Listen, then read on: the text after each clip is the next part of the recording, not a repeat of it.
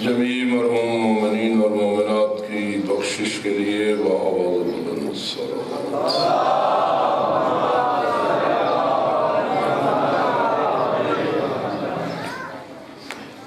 بانیان مجلس جن مرحومین تک ایصال ثواب چاہتے ہیں اور آپ حاضرین محفل اپنے اپنے مرحومین کی بخشش کے لیے ملتمس دعا ہیں، جتنے بھی اہل ایمان اس دنیا سے نور ایمان لے کے گئے ہیں، سب کی بخشش اور مغفرت کے لیے بآواز بلند صلوات۔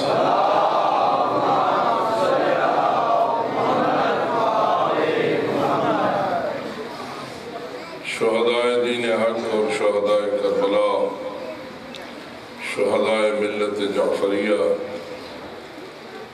جن کے خون میں ان ظالم قاتلوں نے ہاتھ ڈالا ہے، ان سب شہداء کو سلام پیش کرنے کے لیے بآواز بلند صلوات۔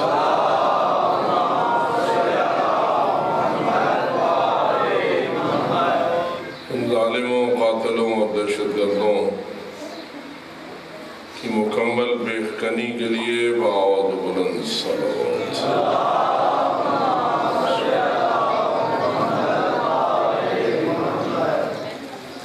ہمارے عقیدے اور ایمان کے مطابق ذکر آل محمد کی یہ مجلس ہے، جہاں ہماری ہدایت اور ہماری نجات کا وسیلہ بنتی ہیں، وہاں ہماری حاجت روائی اور مشکل کشائی کا وسیلہ بھی ہوتی ہیں۔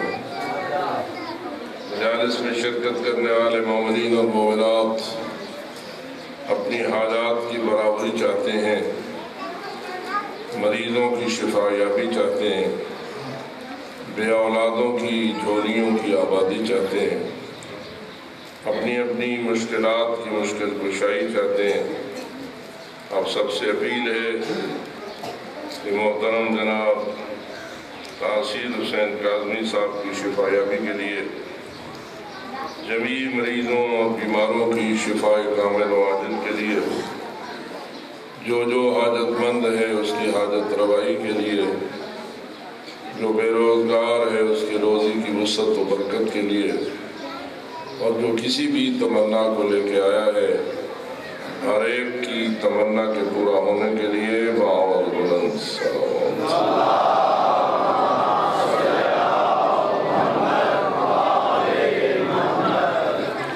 ہماری عام ترین دعا و التجا تعجیل ظہور حضرت قائم آل محمد علیہ السلام۔ اس دعا کی فوری قبولیت کے لیے بآواز بلند صلوات۔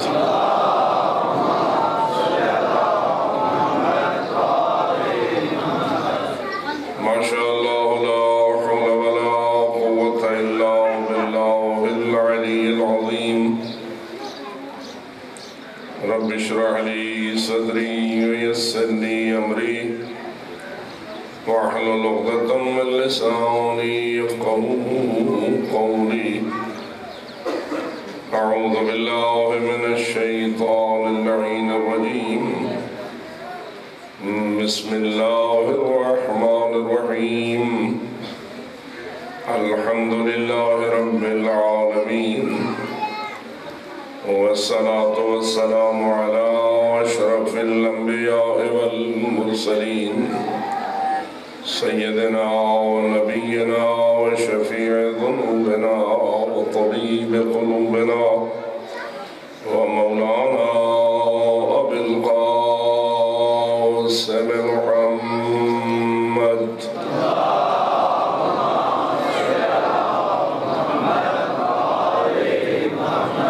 والصلاة والسلام على أهل بيته الطيبين الطاهرين المعصومين الغر الميامين المنتجبين المكرمين، الذين قال الله تعالى في حقهم: إنما يريد الله ليذهب عنكم الرجس أهل البيت ويطهركم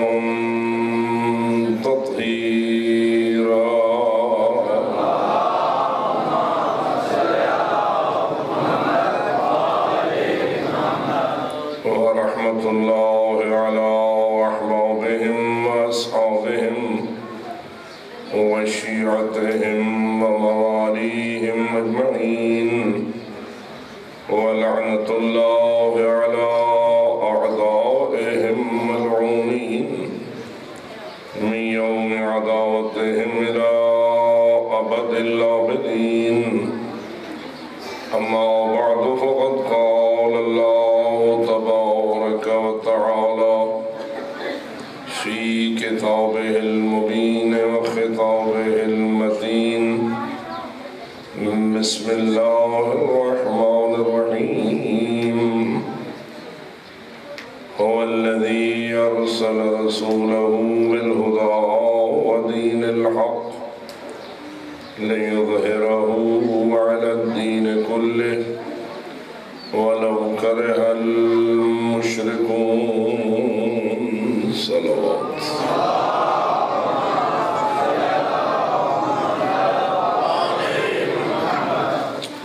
بارگاہ اقدس الہی میں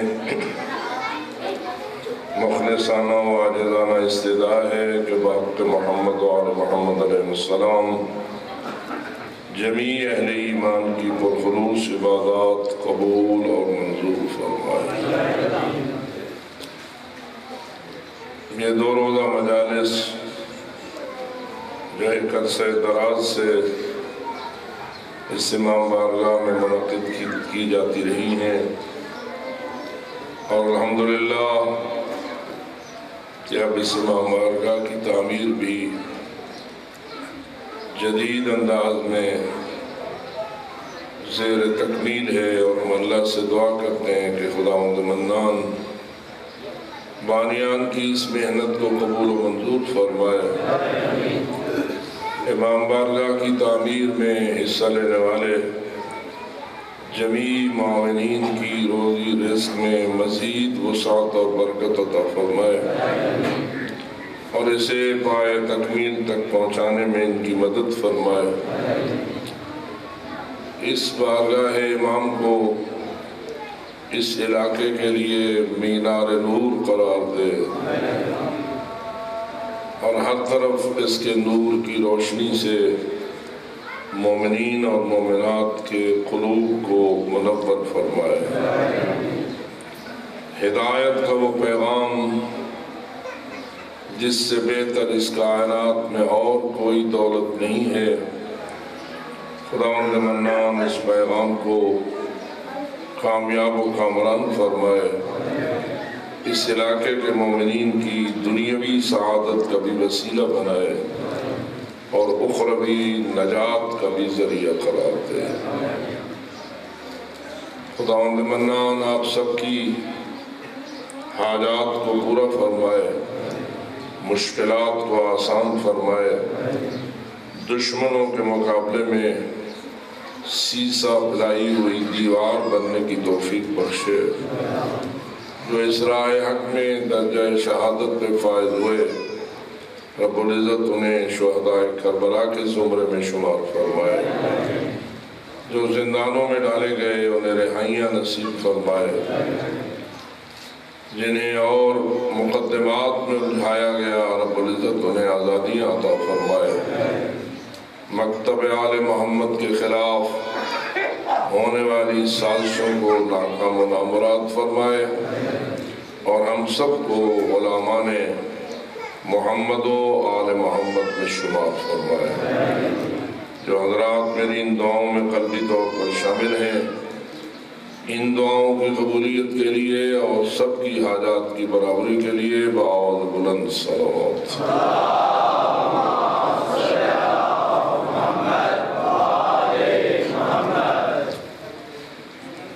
ارشاد رب العزت جو آپ کی خدمت میں تلاوت کرنے کا شرف پایا، اس میں اللہ نے اپنا تعارف اپنے خصوصی احسان کے ساتھ فرمایا ہے، اور قرآن مجید کا انداز معرفت الہی کے لیے سب سے زیادہ پسندیدہ انداز یہی ہے کہ اللہ اپنے وجود کا تعارف اور اپنی توحید کا تعارف اپنے احسان کے ذریعہ کرواتا ہے۔ ادھر اس خالق نے ہر انسان کی فطرت میں محسن سے محبت اور احسان کرنے والے کا شکریہ ادا کرنے کی فطرت ہر بشر کو عطا فرمائی۔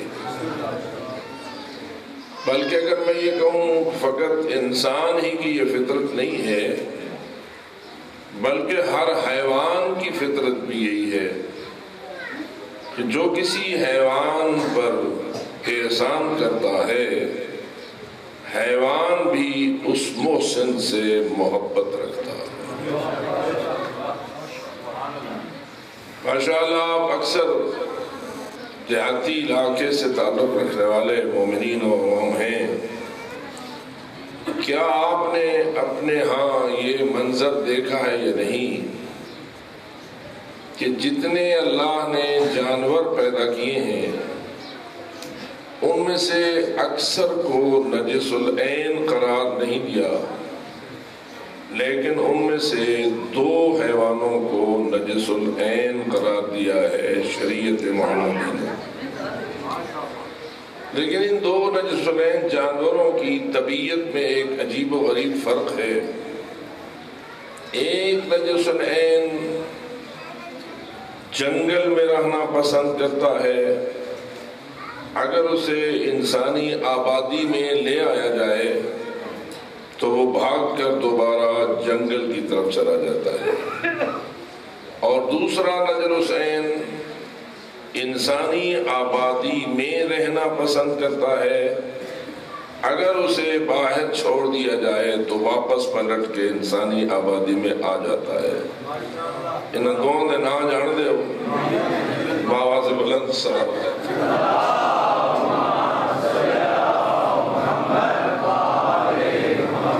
یہ دوسرا نجس العین جانور جس کی طبیعت میں نے یہ عرض کی اور آپ نے اس کی تائید فرمائی کہ وہ باہر جنگل میں رہنا پسند نہیں کرتا، وہ انسانی آبادی میں رہنا پسند کرتا ہے، اور اگر کوئی اسے چھوڑ کر جنگل میں اسے چھوڑ دے تو بھی وہ بالآخر واپس اپنی آبادی میں آ جاتا ہے۔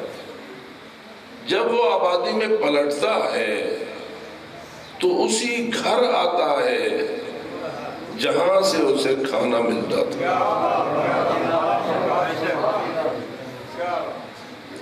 جس گھر سے یہ جانور کھاتا ہے، رات کو ساری رات جاگ جاگ کے اس گھر اور گھر والوں کی حفاظت کا فریضہ انجام دیتا ہے۔ رات کی تاریکی میں اگر اس کے گھر کا مالک کہیں باہر گیا ہوا ہو اور واپس پلٹے تو جو ہی یہ کسی آنے والے کی آہٹ محسوس کرتا ہے تو بھونک کر اسے للکارتا ہے اور اسے متوجہ کرتا ہے کہ خبردار، میں اپنے مالک کی نگری میں تجھے داخل ہونے کی اجازت نہیں دے سکتا۔ لیکن چونکہ وہ خود مالک ہوتا ہے اور باہر سے اندھیرے میں آ رہا ہوتا ہے تو پھر اسے ضرورت پڑتی ہے وہ اپنا آواز بلند کر کے اس محافظ جانور کو اپنی شناخت کرواتا ہے۔ کیا سمجھنے پہ ہو؟ وہ اسے اپنی شناخت کرواتا ہے۔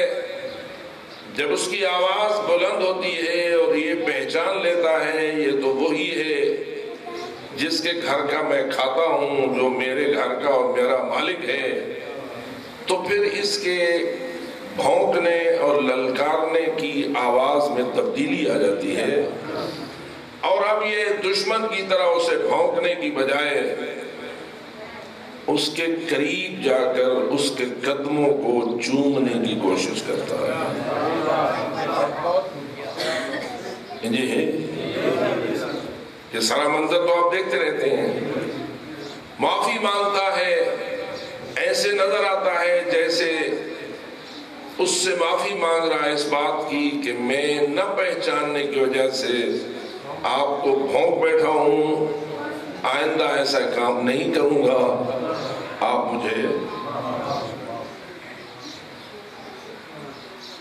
یہ جانور ہے، یہ نجس العین ہے، اس کے لفظ سے بھی ہمیں نفرت آتی ہے، ہم اس کا نام لینا بھی اپنی زبان پہ گوارا نہیں کرتے، اور مقدس محفلوں میں اس کو اشاروں اور کنایوں سے بیان کرنا اپنے لیے مناسب سمجھتے ہیں، لیکن فطرت اس کی بھی یہ ہے کہ جو اس پہ احسان کرتا ہے یہ اس سے محبت کرتا ہے، اس کا شکریہ بھی ادا کرتا ہے، اس کے گھر کی حفاظت بھی کرتا ہے، اور اگر کوئی اسے جنگل میں چھوڑ بھی آئے تو واپس اسی گھر میں آتا ہے۔ معلوم ہوا اگر کوئی نجس العین جانور بھی ہو وہ اپنے محسن کا ناشکرا نہیں ہوتا، وہ کیسا انسان ہوگا جو انسان ہو کے اپنے محسن کا ناشکرا بن جائے۔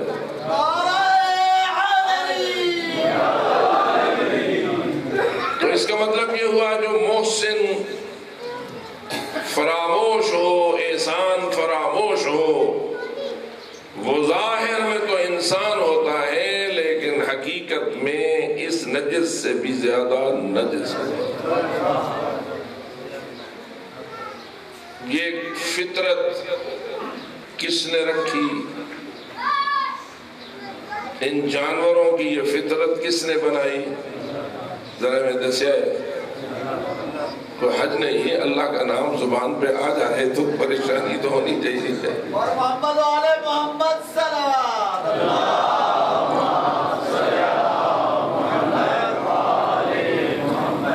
اور اللہ رب العالمین جو کچھ کرتا ہے عین حکمت کے مطابق کرتا ہے۔ اللہ کا کوئی کام کبھی حکمت سے خالی نہیں ہوتا، غیر حکیمانہ کام کسی غیر کا تو ہو سکتا ہے، ہمارے اللہ کا کبھی نہیں ہو سکتا۔ اور ہمیں اللہ کی یہ حکمت ہر حال میں یاد رہنا چاہیے، اور کبھی بھی اس کے خلاف سوچنا یا بولنا ہم انسانوں میں روا نہیں ہونا چاہیے، بالخصوص ان لوگوں میں جو حب علی کو اپنے ایمان کی بنیاد سمجھتے ہیں۔ کوئی غیر جس کا علی اور ائمہ معصومین سے کوئی تعلق نہیں ہے، اگر وہ ایسا کرے تو اس کے لیے ہم بات نہیں کرتے، اس لیے کہ جیسا پیر ہوگا ویسا مرید بھی ہو سکتا ہے، لیکن جس کا پیر علی ہو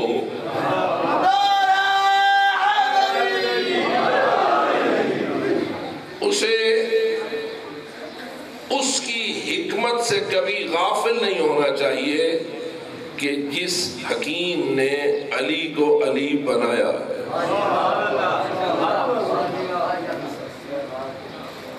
یہ بتائیے آپ سب مولا علی کو ماننے والے بیٹھے ہیں؟ جو مولا علی کا مرید ہے، ان کا غلام ہے، ان کا مومن ہے، ان کا مخلص ہے، ہاتھ بلند کر کے نعرہ حیدری۔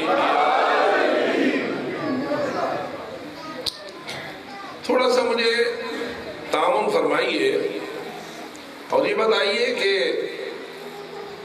علی ہی علی ہے یا علی بھی علی ہے؟ ایک ہے ہی اور ایک ہے بھی۔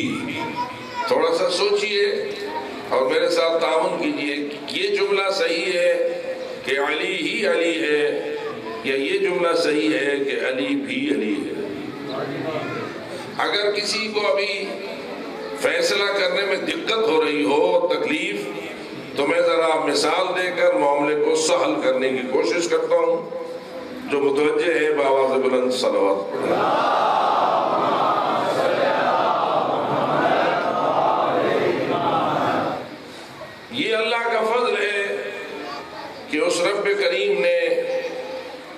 بندہ حقیر کو سید زادہ بنایا ہے. جی یہ سید ہونا یا سید زادہ ہونا یہ کسی کی کمائی کا نتیجہ ہوتا ہے یا اللہ کا فضل ہوتا ہے؟ جی ایندہ نہیں میں بندہ کچھ کرنے محنت کرنے متھا رگڑنے سید ہو گیا.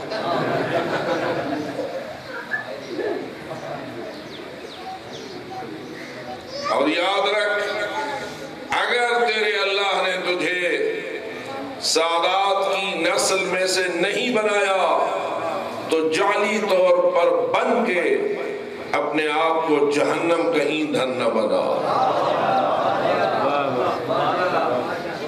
اور جو فیصلہ تیرے رب نے تیرے بارے میں کیا ہے اسی پہ مطمئن رہ, اسی کے سامنے سر جھکا. بناوٹ بننے کی کوشش نہ کر. بالخصوص نسب میں تبدیلی گناہ کبیرہ ہے. سمجھے پہ ہو؟ جس بھی قوم اور قبیلے میں اللہ کسی کو پیدا کرے وہ اسی پہ راضی رہے. سمجھے پہ ہو؟ اس لیے یہ فیصلے تقدیری ہیں. ان فیصلوں میں انسان کی اپنی رائے اور مرضی کا کوئی عمل دخل نہیں ہے. یہ دیکھیے نا آپ جتنے امام بارگاہ کے ادھر بیٹھے ہیں آپ سب الحمدللہ مرد ہیں, اور اس کنات کے ادھر جو بیٹھی ہیں وہ ساری کی ساری خواتین ہیں. بتائیے آپ کو مرد کس نے بنایا؟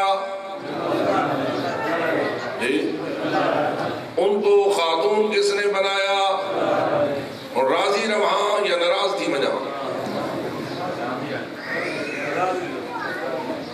یاد سمجھنے پر وہ ہے کہ جو فیصلہ کرے اس کے سامنے سر تسلیم خم کرنا پڑتا ہے. یَهْبُ لِمَن يَشَاءُ إِنَاثًا وَيَهْبُ لِمَن يَشَاءُ الذُّكُورَ أَوْ يُزَوِّجُهُمْ ذُكْرَانًا وَإِنَاثًا وَيَجْعَلُ مَن يَشَاءُ عَقِيمًا. اس کی اپنی مرضی ہے, اس کی اپنی حکمت ہے, اس کا اپنا فیصلہ ہے. جسے چاہتا ہے ساری بیٹیاں, جسے چاہتا ہے سارے بیٹے, جسے چاہتا ہے کچھ بیٹیاں اور کچھ ملی جلی اولاد عطا فرما دیتا ہے. وَيَجْعَلُ مَن يَشَاءُ عَقِيمًا, اور جسے چاہتا ہے لا ولد اور بے اولاد عقیم اور بانج بنا دیتا ہے. 4 فیصلے اللہ نے اس قرآن مجید میں اپنی مشیت اور اپنے اختیار کے ساتھ مربوط کیے. ساری بیٹیاں دے اس کی مرضی, سارے بیٹے دے اس کی مرضی, کچھ بیٹے اور کچھ بیٹیاں دے اس کی مرضی, کچھ نہ دے اس کی مرضی. میں آپ سارے داناؤں سے پوچھتا ہوں, اے علی والو بتاؤ ان 4 فیصلوں کا اختیار اللہ نے اپنے ہاتھ میں رکھا ہے یا کسی اور کو دے رکھا ہے؟ بیٹھے ہو, یہ اختیار کس کے ہاتھ میں ہے؟ کس کے ہاتھ میں ہے؟ اللہ نے کسی پیر کو یہ اختیار دیا ہے, کسی مرشد کو یہ اختیار دیا ہے, کسی ڈاکٹر کو یہ اختیار دیا ہے, کسی لیڈی ڈاکٹر کو یہ اختیار دیا ہے. چلو یہ تو معنویت اور روحانیت رکھنے والے لوگ نہیں ہیں. کیا اللہ نے کسی نبی اور کسی رسول کو بھی یہ اختیار دے دیا ہے کہ وہ بیٹے اور بیٹیوں کا فیصلہ کرے؟ میرے خیال ہے ہم ذرا تسی بھی چپ تھی. ویسے سوچو, پھر سوچو اور پھر سوچو, اس لیے کہ یہ باتیں وہ ہیں جن کا تو نے قبر میں اور حشر میں جا کے جواب دینا ہے, اور اسی جواب پر یا تجھے جنت ملے گی یا جہنم ملے گی. یہ فقط ان تقریروں کا موضوع و مواد نہیں ہے، یہ فقط نیاز اور فیس لینے کا بہانہ نہیں ہے، یہ واہ واہ کرنے اور نعرہ لگانے کا وسیلہ نہیں ہے، یہ وہ عقیدہ اور ایمان ہے جس پر یا انسان جنتی ہو جاتا ہے یا انسان جہنمی ہو جاتا ہے۔ نعرہ تکبیر، نعرہ رسالت، نعرہ حیدری، برائے علماء حق کا بلندتر صلوات۔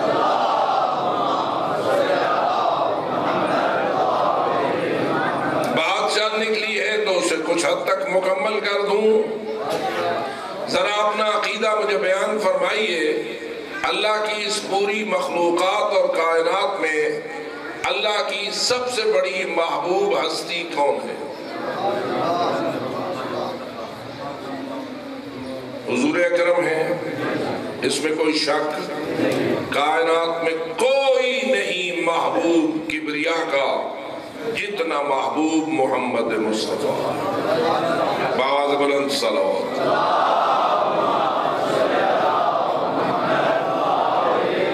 فقط وہ ذات خود محبوب ہی نہیں بلکہ اللہ نے یہ فیصلہ کر رکھا ہے جو اس سے محبت نہ کرے گا میری محبت اسے کبھی بھی نصیب نہیں ہوگی۔ جو اس ہستی سے اور اس کی آل سے محبت نہ رکھے گا میں اللہ اسے کبھی بھی اپنا محبوب نہیں بناؤں گا۔ اب میری محبتوں کا محور محمد و آل محمد علیہ السلام قطب ہے اللہ کی محبت کا۔ قطب جان دے ہو؟ ایک تو قطب ہوتا ہے ستارہ، ایک قطب ہوتا ہے آٹے والی چکی کے پتھر کی کلی۔ اور میرا خیال ہے جی تھوڑے پاس کچھ چکیاں چل رہی ہیں حسن آتا نہیں ہوں کہ نہیں حسن تا صحیح چاہ کے ساتھ نہ چھوڑی حسن کوئی نمونہ تک نہیں پہ ہو۔ یہ جو چکی ہوتی ہے اس کے دو پتھر ہوتے ہیں، ایک نیچے والا ہوتا ہے اور ایک اوپر والا۔ نیچے والا اپنی جگہ پہ نصب ہوتا ہے، اوپر والا گھومتا ہے اور دانے کو پیس کر آٹا بناتا ہے۔ لیکن یہ اوپر والا گھومتا کیسے ہے؟ تو جواب یہ ہے کہ نیچے والے پتھر میں ایک کلی ہوتی ہے، اس کلی میں اوپر والے پتھر کو کے سوراخ کو ڈال دیا جاتا ہے اور پھر ہتھی پکڑ کر اوپر والے کو گھمایا جاتا ہے، دانے پیسنے والی ڈالتی رہتی ہے، پتھر کو گھماتی رہتی ہے اور پھر وہ دانے پیس کر آٹے کی شکل میں باہر نکلتے ہیں۔ اگر یہ نیچے والے پتھر میں جو کلی ہے یہ ٹوٹ جائے، باتیں پتھر چل سی، دانے پسے سی، آٹا بڑے سی، دونوں پتھر ہوں بے شک ہوں، لیکن وہ چھوٹی سی کلی اگر ہوگی تو کام چلے گا، کلی نہیں ہوگی تو چکی اپنا کام نہیں کر سکے گی۔ اس کلی کے گرد گھومنے کی وجہ سے آٹا ملتا ہے، کلی ختم آٹا ختم۔ اس کو قطب کہتے ہیں، عربی زبان میں سے کہتے ہیں قطب۔ اگر تو چاہتا ہے کہ تجھے اللہ کی محبت نصیب ہو تو محبت الہی ملنے کا واحد ذریعہ وہ قطب ہے کہ جسے محمد و آل محمد کا نام دیا گیا۔ تو محبوب کبریا اول سے لے کے آخر تک کون؟ حضرت سرور کائنات۔ ایک صلوات ہم پر بھیج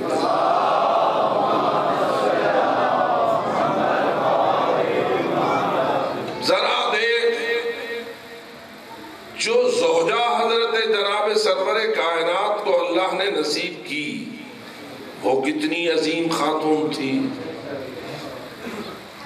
حضرت خدیجۃ کبریٰ ام المومنین اتنی باعظمت ہے کہ روایات نے یہ بتایا کہ جب جبرائیل امین حضور اکرم کے پاس وحی لے کے آتے تھے تو پیغمبر اکرم سے کہتے تھے اللہ کا ایک پیغام یہ ہے کہ اے میرے محمد میرا سلام اپنی زوجہ خدیجۃ الکبریٰ کو دے دو۔ کیا کسے دے دو؟ کس کا سلام؟ کسی کو کسی کمشنر کا سلام آ جائے پھولا نہیں سماتا۔ ہم نے بعض اوقات دیکھا ہے بڑے بڑے لوگوں کی ڈرائنگ روم میں تصویریں لگی ہوئی ہوتی ہیں، اگر کسی کو کسی ڈی سی کے ساتھ فوٹو کھنچوانے کا موقع مل جائے تو وہ اپنی ڈرائنگ روم میں وہ فوٹو سجا دیتا ہے، اگر کسی کو وزیر اعلیٰ کے ساتھ فوٹو چھکوانے کا موقع مل جائے وہ لگا دیتا ہے، وزیر اعظم کے ساتھ، پریزیڈنٹ کے ساتھ، یعنی وہ فوٹو لگا کے بتانا چاہتا ہے کہ میرا کتنا اونچا مقام ہے کہ میں فلاں کے ساتھ فوٹو کھنچواتا ہوں۔ ذرا بتا اس کا کیا مقام ہوگا جس سے رب العالمین سلام بھیجے۔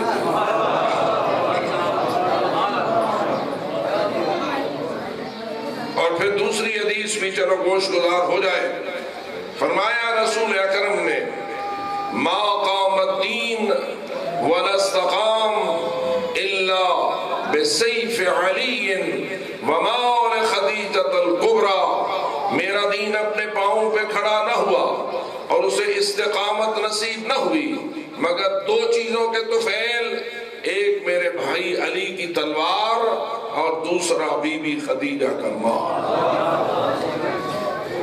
جتنے آپ بیٹھے ہیں علی کی تلوار ذوالفقار کے ممنون احسان ہیں یا نہیں؟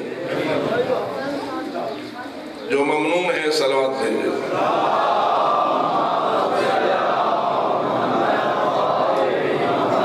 اب ذرا رسول کی حدیث کو سامنے رکھ، اور پیغمبر اکرم نے تنہا علی کی تلوار کا نام نہیں لیا، پیغمبر اکرم نے دو چیزوں کو اپنے دین کی استقامت کی بنیاد قرار دیا ہے، ایک تلوار ذوالفقار اور دوسرے زہرا کی ماں کا مال۔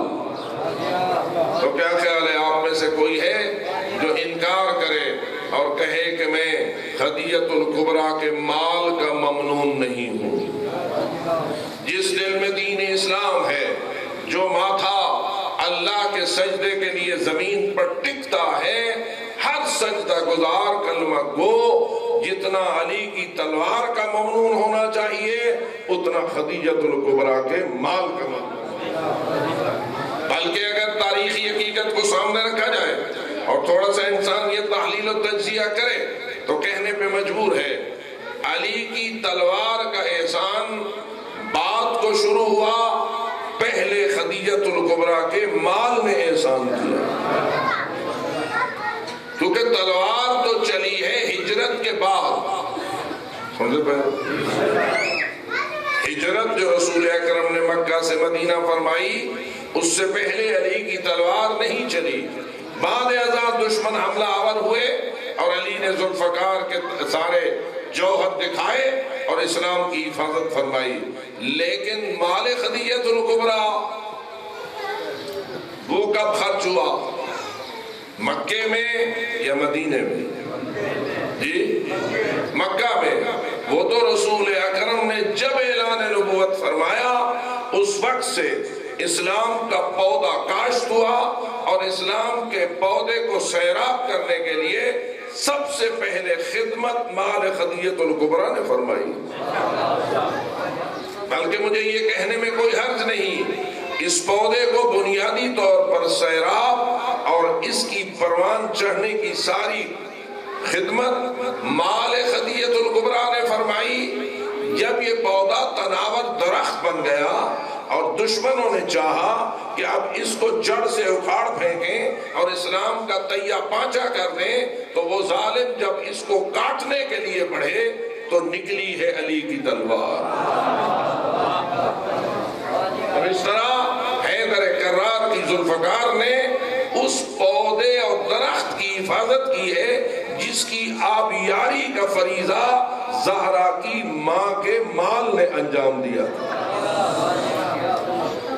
تو بتائیے یہ دونوں شوہر اور بیوی جوڑا اللہ کے محبوب ترین افراد ہیں یا نہیں؟ تو ذرا دیکھیے آپ کو بیٹیاں اچھی لگتی ہیں یا بیٹے؟ دعائیں زیادہ کری شہدیاں منے دو جی دھیاں دی دعا منگ دے اللہ دھی دے وے. کم از کم میں کوئی 40 سال سے زیادہ عرصہ اس منبر پہ گزار کیا ہوں. لوگ دعائیں کرواتے رہتے ہیں لیکن ہم نے ہمیشہ لوگوں کی بیٹوں والی دعا میں تو لیکن بیٹیاں مانگنا عام طور پر لوگوں کا وتیرہ نہیں ہے. اور بعض اوقات تو ایسا بھی ہوتا ہے جے دھی جم پوے تو اتنی خوشی نہیں منائی جاتی جتنا بیٹا پیدا ہو تو خوشی منائی جاتی ہے. مبارک مبارک مبارک کی یہ سارے جملے عورتیں بھی عورتوں کو جب مبارک دیتی ہیں تو آپ کی رسم و رواج تو یہی دیکھا گیا ہے بیٹا پیدا ہوگا تو سارے چلیں گے بھائی جی مبارک دے ابھی ہے فلان دے گھر پتر جمع یہ جی دھی جمع بات بھی مبارکہ دینے چپ ہو گئے ہو. الٹا افسوس کرتے ہیں. اور قرآن زمانہ جاہلیت کی بات تو یہ کرتا ہے کہ جب بھی کسی کو یہ خبر ہوتی تھی کہ اس کے گھر میں بیٹی پیدا ہوئی ہے تو اس کا چہرہ سیاہ ہو جاتا تھا اور وہ اپنا چہرہ چھپانے کی کوشش کرتا تھا اور چاہتا تھا کہ کسی طرح اس بیٹی کو کسی قبر میں ڈال دوں اور زندہ درگور کر دوں تاکہ مجھے یہ خبر ہی نہ ہو کہ تیری بیٹی ہے. میرے خیال میں وہ جو رسم جاہلیت کی قائم ہوئی تھی ابھی تک مکمل طور پر ختم نہیں ہوئی. بابا سے بلند صلوات.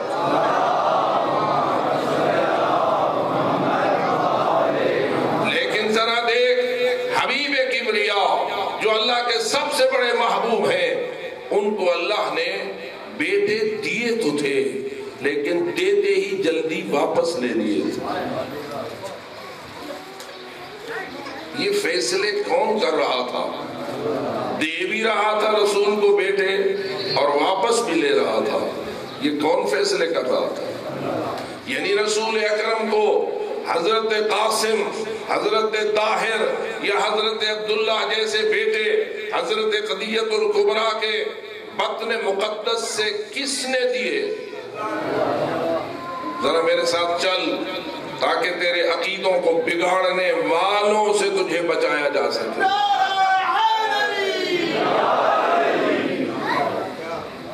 بیٹے کون دیتا ہے؟ بیٹیاں کون دیتا ہے؟ واپس کون لیتا ہے؟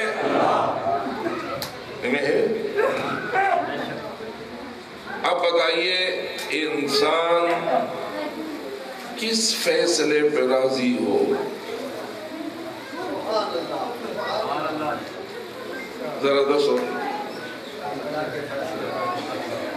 میرے خیال ہے ہم بڑے غور نال سوچ کے فیصلے پہ نہیں کریں اور یہی ہمارا مطلوب ہے.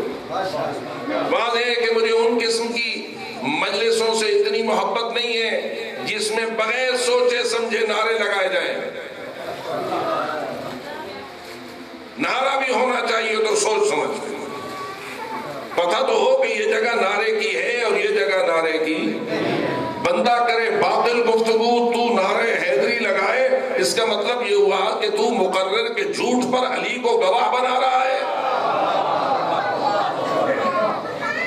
یہ جو آپ کہتے ہیں نعرے حیدری یا علی تو کیا یا علی میں یہ جو یا ہے یہ مولا علی کو بلانا اور پکارنا ہے یا نہیں؟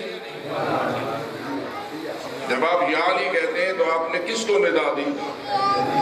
کس کو پکارا؟ کس کے لیے یا کہا؟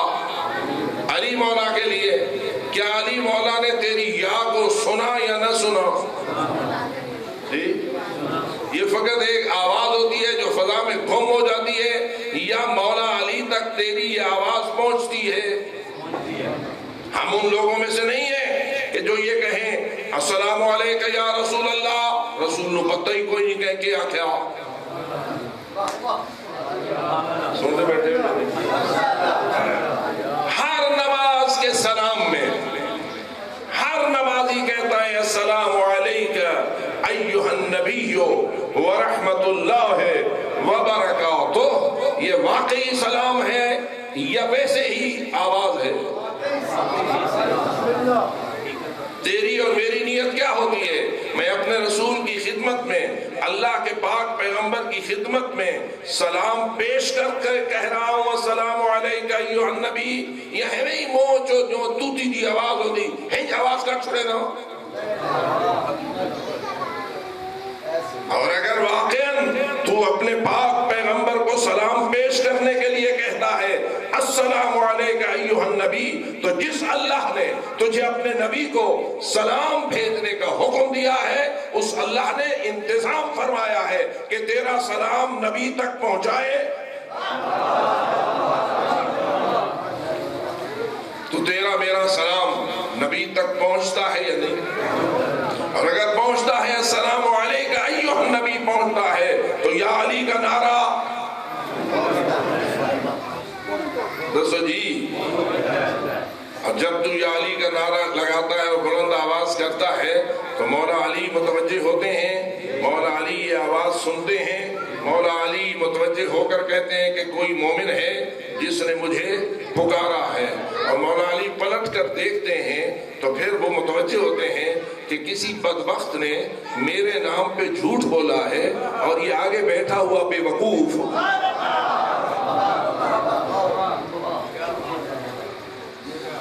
ناراض تو نہیں تھی. آپ ذرا صلوات پڑھ لیں.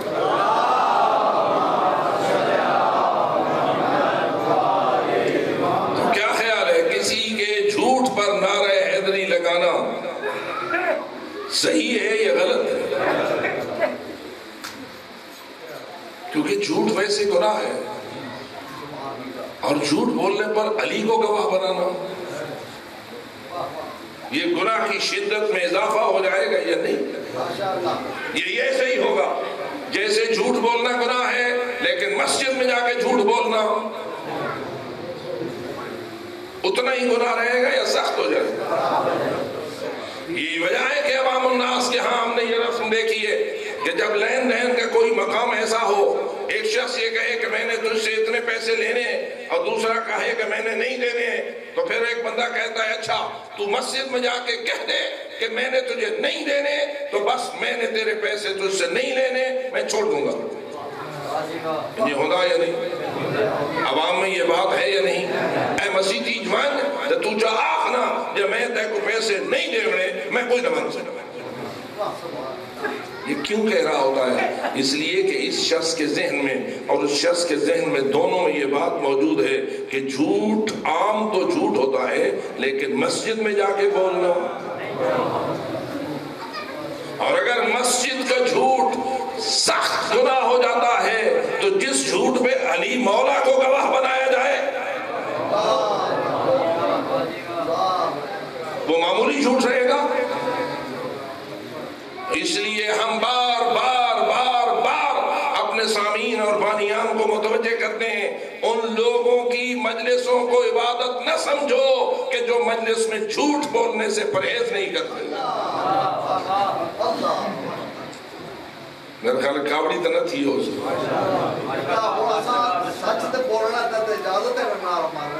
یہی تو کہہ رہا ہوں.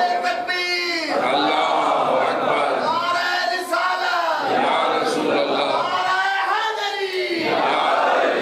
سچ ہی اس لائق ہے کہ اس پہ نعرہ مار کہ تیرے سچ پہ وہ سچا گواہ ہے کہ جس سے بہتر کسی کی زبان سچی، جس کی زبان قرآن ناطق ہے. تو اس لیے میرے عزیز مہربانوں اپنے معاملات کو سلجھاؤ اور یاد رکھو فقط فن پہ نعرہ نہ لگا، حقیقت پہ نعرہ لگا تاکہ تیرا نعرہ بھی عبادت بنے اور یہ کرامن کاتبین لکھ کے تیری ہمیشہ کی عبادت کے خزانے میں اس عبادت کو محفوظ کر دے۔ تو اس لیے میں آپ سے یہ عرض کر رہا تھا کہ اللہ نے کیا فیصلہ کیا؟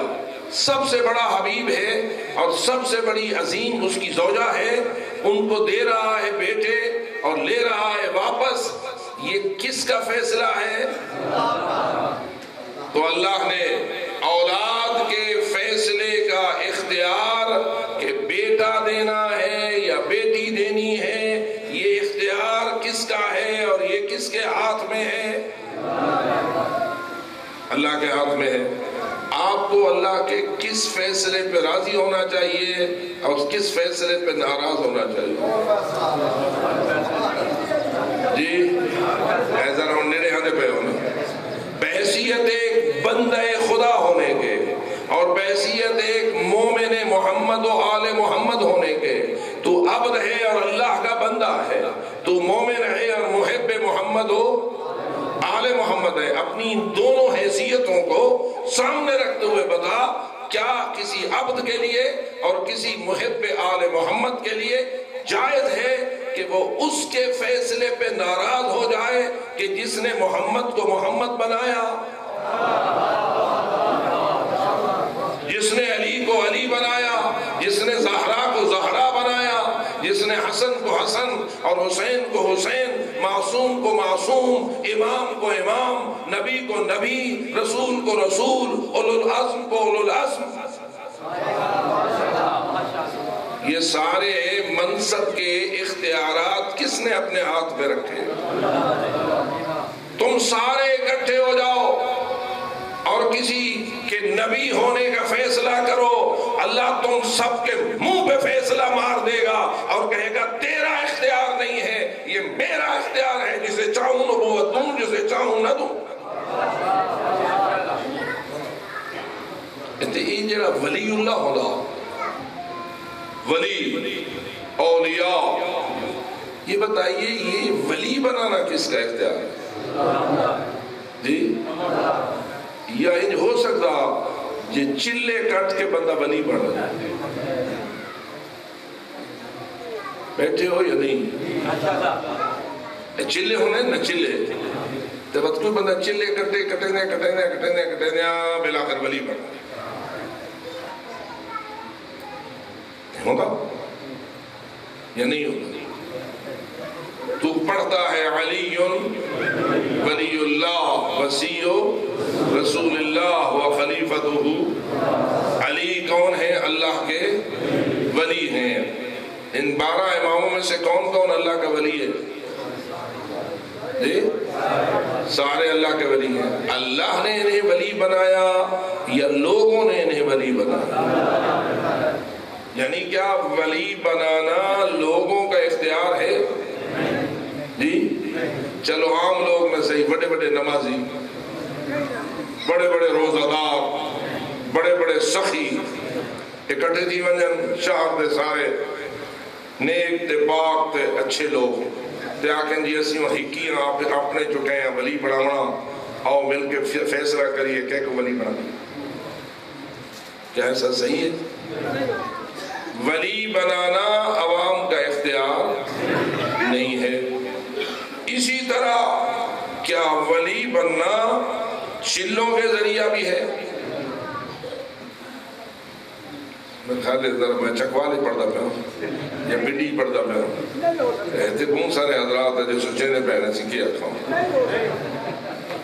میں ذرا ایک واقعے کی طرف اشارہ کرتا ہوں، آپ سے پوچھتا ہوں، آپ ذرا اس بارے میں اپنی رائے کا اظہار کریں۔ سنا گیا ہے اور آپ کے ممبروں پہ بھی یہ واقعہ کچھ پڑھنے والوں نے پڑھا بھی ہے کہ کوئی شخص تھا جس نے ایک لمبے عرصے تک کسی دریا میں کھڑے ہو کر ایک ٹانگ پہ عبادت کی تھی۔ کچھ عرصہ بعد اللہ نے اس سے پوچھا تھا تو کیا چاہتا ہے؟ تو اس نے کہا تھا مجھے علی بنا۔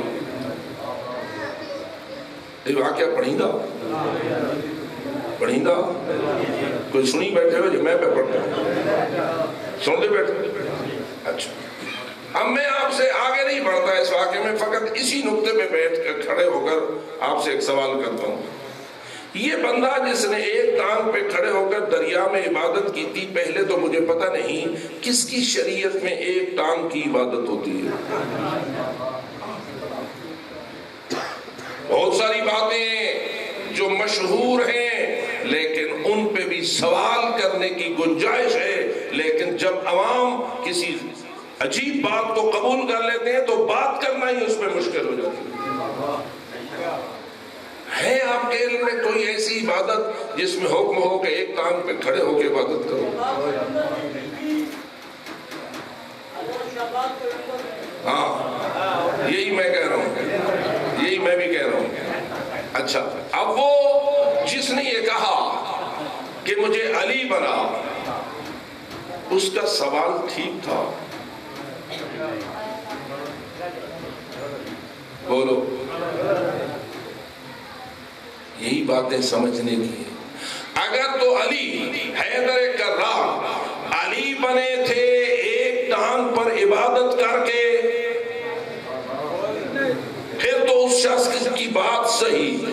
لیکن تو ہی بتا، جو تو علی کو امام اول مانتا ہے، علی کو ولی اللہ مانتا ہے، علی کو وصی رسول مانتا ہے، علی کو خلیفہ بلا فصل مانتا ہے، علی کو امیر المومنین مانتا ہے، علی کو امام المتقین مانتا ہے، علی کو قائد الغر المحجلین مانتا ہے، علی کو یعصوب الدین مانتا ہے.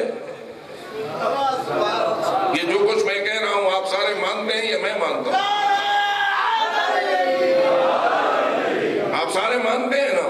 یہ جتنے القاب اور جتنے فضائل و مناقب میں نے پڑھے ہیں، یہ تو قطرہ ہے ایک سمندر سے ان فضائل کا جو علی کو ملے ہوئے ہیں. میں تو ایک قطرہ بھی بیان نہیں کر رہا ہوں. کیوں؟ اس لیے کہ علی وہ ہے جس کے متعلق پیغمبر اکرم کی حدیث موجود ہے کہ اگر دنیا کے سارے درخت کلمے بن جائیں، سارے سمندر سے احیاء بن جائیں، جن و انس لکھنے والے بن جائیں، ملائکہ حساب کرنے والے بن جائیں، اور چاہیں کہ ہم علی کے فضائل کو شمار کریں، سب کچھ ختم ہو جائے گا. ما احصوا فضائل علی ابن ابی طالب، لیکن علی کے فضائل کو کوئی شمار نہ کر سکے گا.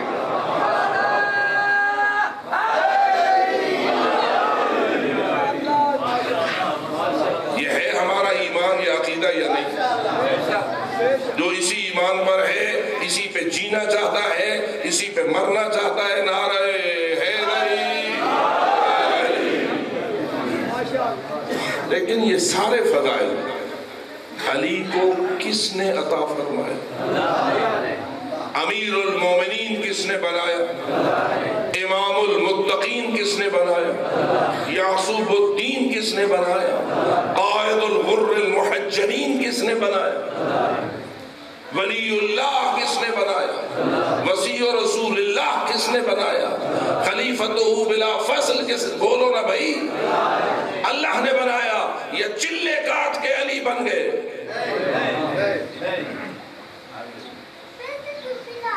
اس لیے اپنی سوچوں کو درست کیجئے اور ان لوگوں کو اپنے ایمان کا ٹھیکیدار نہ بنائیے جنہیں پتہ ہی نہیں ہے کہ ایمان کی حقیقت کیا ہوتی ہے. بہت مشکل میں ڈالا ہوا ہے. اور میں کبھی کبھی یہ جملے کہتا ہوں، ذرا سن لیجئے. آپ کی مذہب کی طرف آنے والے دوسرے فرقوں سے آندر نہیں، کوئی بریلوی مومن شیعہ بنتا ہے، کوئی دیوبندی شیعہ بنتا ہے، کوئی اہل حدیث شیعہ بنتا ہے. اب ہوتا کیا ہے، وہ بریلویت سمیت شیعہ بنتا ہے. جان سمجھے نا پہ؟ وہ بریلویت بھی ساتھ لیتے آتا ہے. کوئی دیوبندی ہے تو وہ دیوبندیت کو چھوڑتا نہیں، دیوبندیت لے کے آگے شیعہ بن جاتا ہے. کوئی اہل حدیث ہے تو اہل حدیث کو اپنے گھر میں نہیں رکھتا، آگے شیعوں میں بھی اہل حدیث بن جاتا ہے، یعنی اہل حدیثیت سمیت شیعہ میں آ جاتا ہے. یہ لوگ ہیں کہ جو ہمارے عقائد میں گڑبڑ ڈال رہے ہیں. شیعت بریلویت سے بھی پاک ہے، دیوبندیت سے بھی پاک ہے، اہل حدیثیت سے بھی پاک ہے. کیوں؟ شیعت نام ہے محمد و آل محمد کی تعلیمات کا.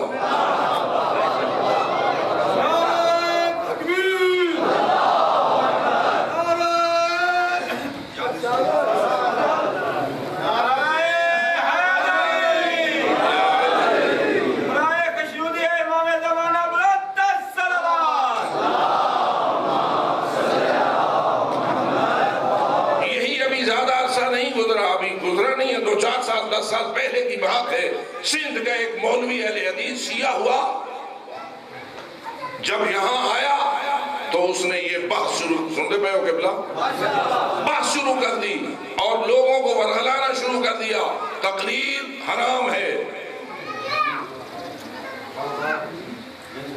سنتے پہ ہو؟ کیوں کہ اہل حدیث کے ہاں تقلید حرام ہے۔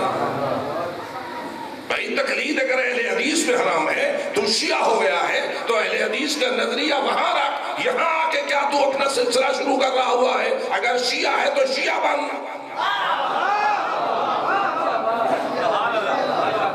شیعہ اگر بننا ہے تو یوں بن کہ امام فرماتے ہیں میرے زمانے غیبت میں تمہارا دستور یہ ہونا چاہیے کہ من کان من الفقہاء صائدا لنفسه حافظا لدینه مخالفا لہوا مطیعا لامر مولا فللعوام ان یقلدوه۔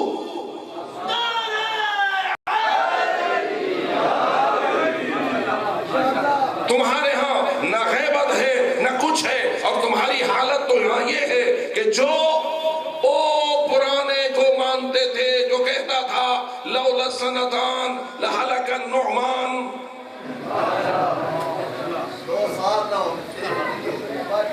وہ آج سے 1000 سال سے زیادہ عرصہ پہلے فوت ہو گیا، اور آج تک اس کی فکر اس کے ماننے والوں کے دماغوں پر حکومت کر رہی ہے۔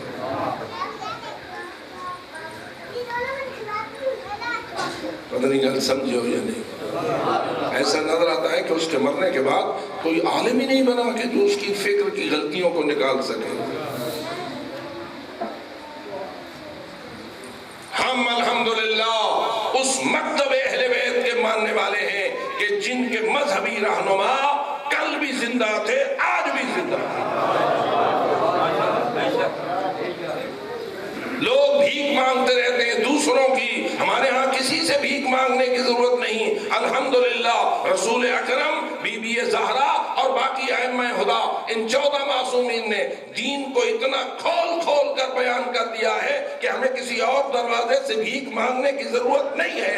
انا مدینۃ العلم وعلی بابها، من اراد العلم فلیأت من الباب، رسول نے سچ فرمایا تھا، میں علم کا مدینہ ہوں، علی اس کا دروازہ ہے، جسے علم چاہیے اس دروازے کا گداگر بنے۔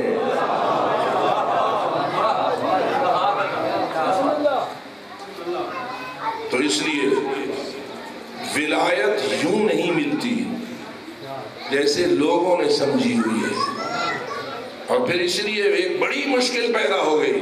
ولایت کو جو گرایا تو اس حد تک گرا دیا کہ جس کا دماغ ڈل گیا اسے ولی بنا دیا۔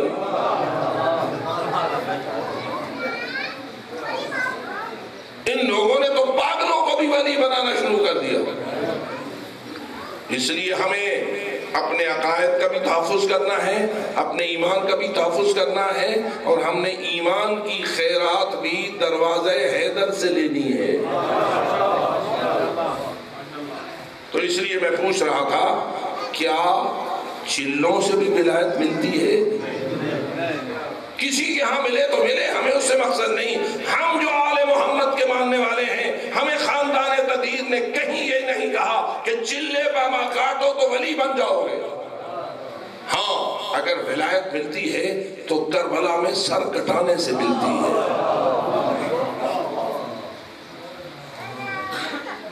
کیا آپ کی زیارت غارث کے یہ جملے آپ کو یاد ہیں یا نہیں کہ السلام علیکم یا اولیاء اللہ و احباءہ، اے اللہ کے ولیو جنہوں نے کربلا میں اپنی جان کا نذرانہ پیش کیا ہے، تم پہ ہمارا سلام، اے اللہ کے پیارو تم پہ ہمارا سلام، اے اللہ کے چنے ہوئے لوگوں۔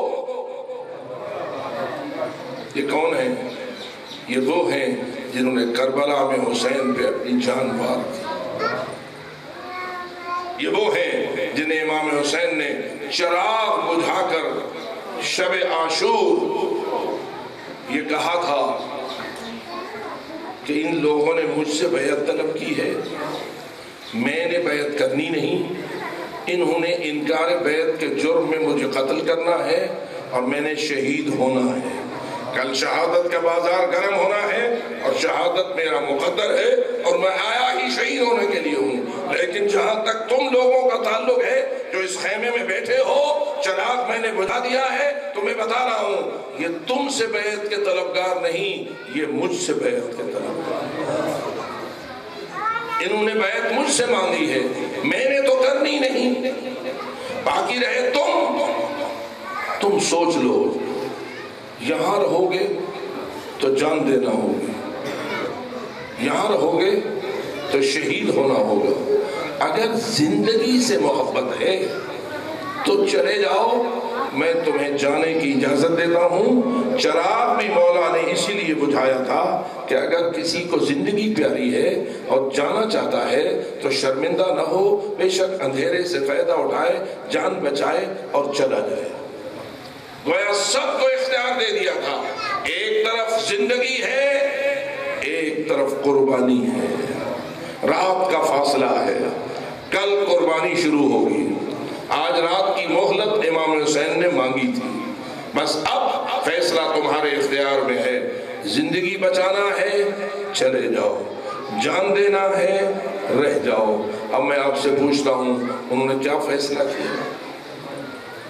جان دینے کا فیصلہ کیا یا جان بچانے کا فیصلہ کیا؟ جی یہ ابو الفضل العباس ہیں جن کے علم کو آپ نے عزاداری کی سربلندی کا نشان بنایا ہوا ہے، اور حق ہے اس عباس اس لائق ہیں کہ ان کے علم کو علم سربلندی مانا جائے، اس لیے کہ سب سے پہلے اٹھنے والی ہستی اس اندھیرے خیمے میں حضرت ابو الفضل العباس تھے، جو کھڑے ہو گئے اور بارگاہ امامت میں عرض کرنے لگے، مولا کیا اس لیے چلا جاؤں آپ شہید ہو جائیں میں زندہ رہوں؟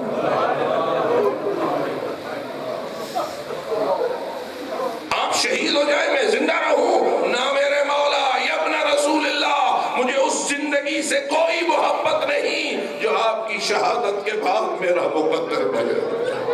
زندگی وہی ہے جو آپ کے قدموں میں گزرے، جیوں گا تو آپ کے قدموں میں، مارا جاؤں گا تو آپ کے قدموں میں۔ میں آپ کے شہید ہونے کے بعد زندہ رہنے سے محبت نہیں رکھتا۔ جب ابو الفضل العباس نے یہ کہا تو امام حسین نے ان کی بلائیں لی، اور اس کے بعد ہر ایک جانثار نے اپنی اپنی وفا شعری کا اظہار شروع کر دیا، اور ہر ایک نے کہا، کوئی کہتا تھا مولا یہ تو ایک زندگی ہے، اگر اللہ مجھ سے وعدہ کرے کہ میں تجھے 70 بار زندہ کروں گا، میں 70 بار شہید تو ہو جاؤں گا، لیکن اے زہرا کے لال تیرے قدموں کو چھوڑنا گوارا نہ کروں گا۔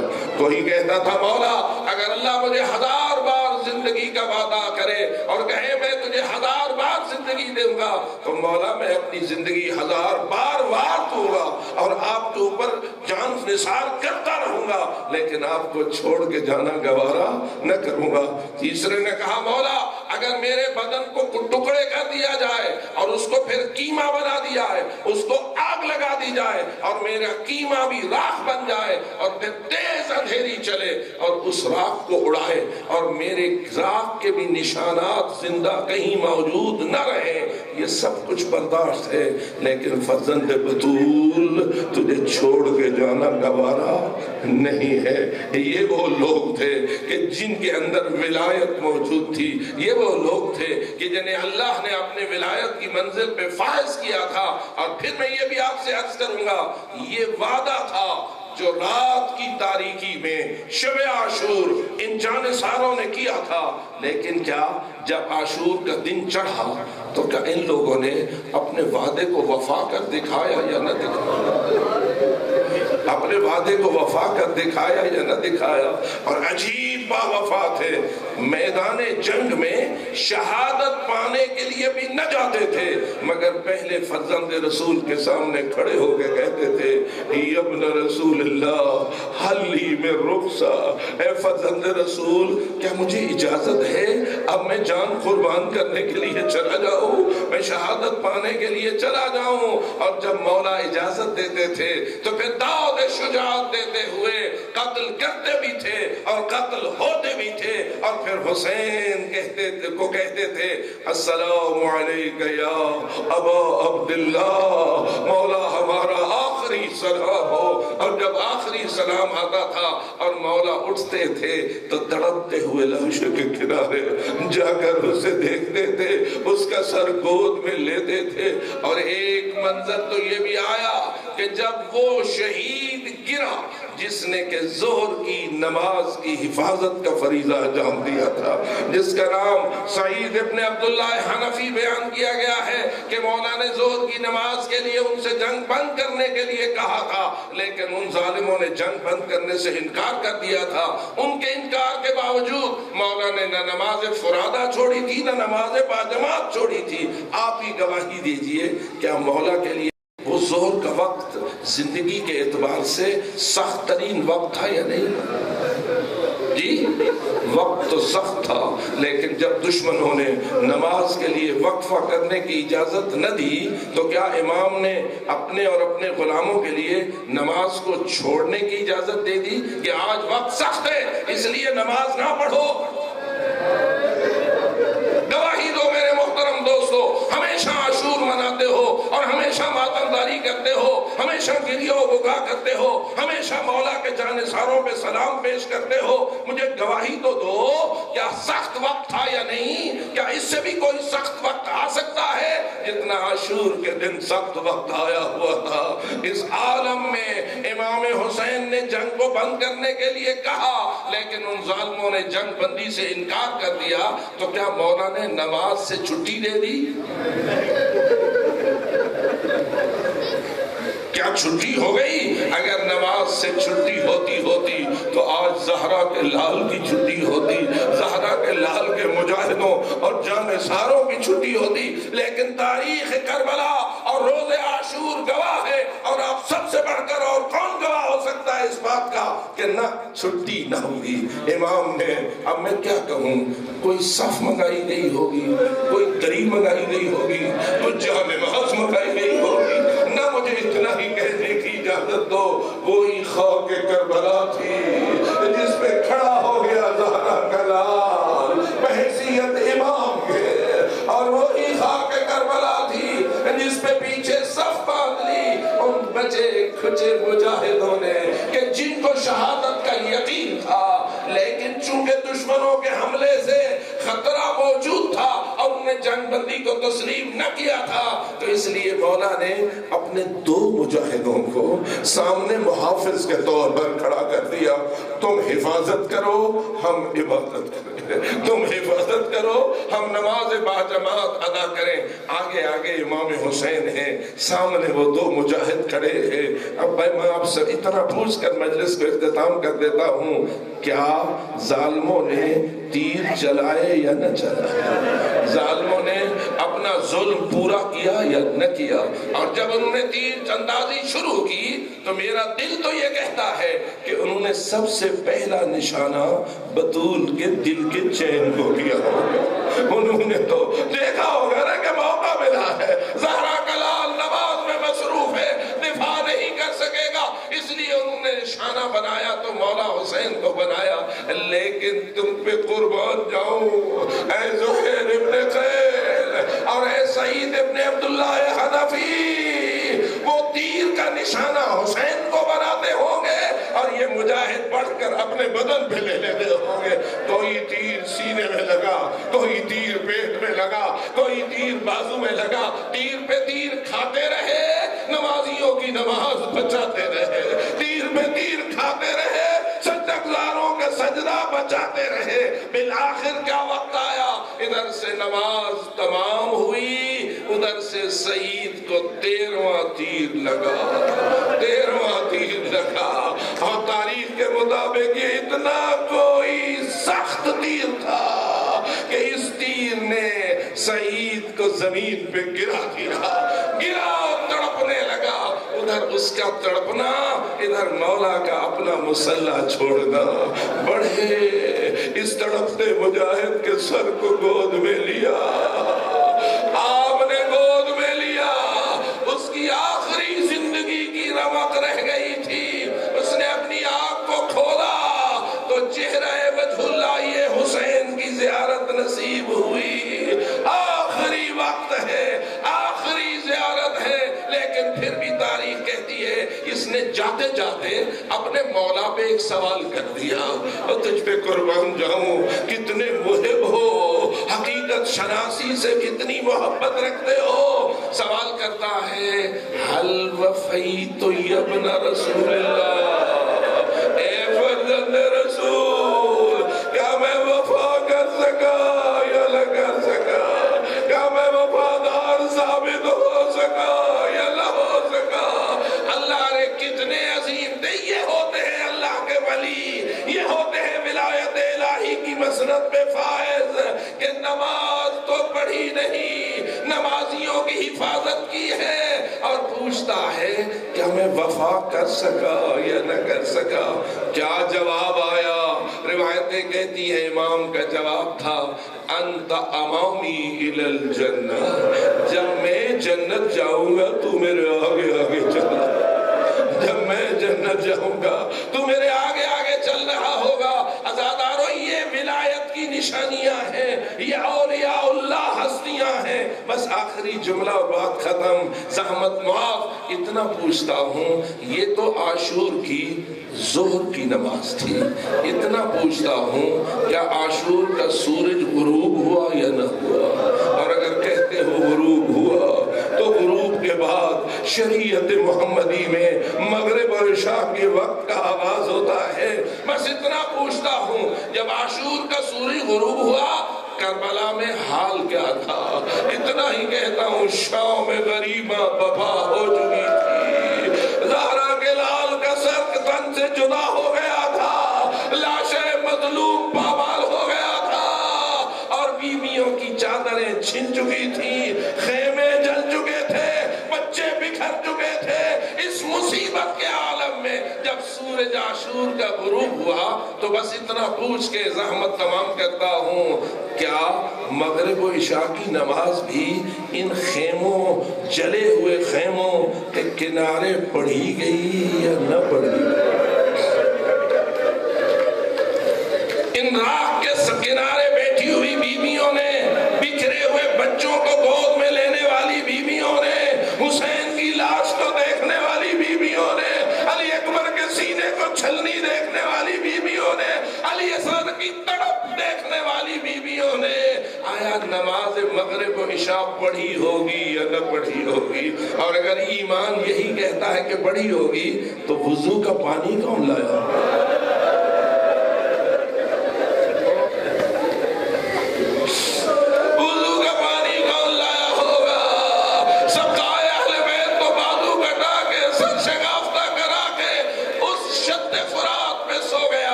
لانے والا تو کوئی نہ تھا، لیکن بیویاں نماز چھوڑنے کے پانی نہیں ہے نہ، وہ پانی تو ساتویں سے بند ہو گیا تھا. بیویوں نے نماز تو نہ چھوڑی تھی. اب نتیجہ کیا نکلتا یہی نا کہ خاک کربلا پہ زینب بھی تیمم کر رہی ہے، ام کلثوم بھی تیمم کر رہی ہے، فاطمہ بھی تیمم کر رہی ہے، سکینہ بھی تیمم کر رہی ہے، اجڑی ہوئی جھولی والی رباب وہ بھی تیمم کر رہی ہے، اور سب نے تیمم کر کے کھڑی ہو گئی قبلے کی جانب. اب ذرا ان نمازیوں کا ماحول دیکھ، کہیں حسین پڑا ہے، کہیں علی اکبر کا لاشا پڑا ہے، کہیں قاسم و عون و محمد و عباس، سب کے لاشے پڑے ہوئے ہیں، جانثاروں اہل البیت اور شیعوں کے لاشے پڑے، اور درمیان میں کھڑی ہیں رسول کی بیٹیاں، اور قبلے کی طرف کیا ہے رخ، اور رخ کر کے پڑھ رہی ہیں نماز. اور نماز کے جملے فقط دو عرض کر کے زحمت تمام کرتا ہوں. نماز کیا ہے؟ بیویوں نے کہا ہوگا اللہ اکبر، بسم اللہ الرحمن الرحیم. اگلا جملہ کیا ہے؟ الحمدللہ رب العالمین. بس یہی محفل ختم، اور ٹھنڈا پانی پی کے الحمدللہ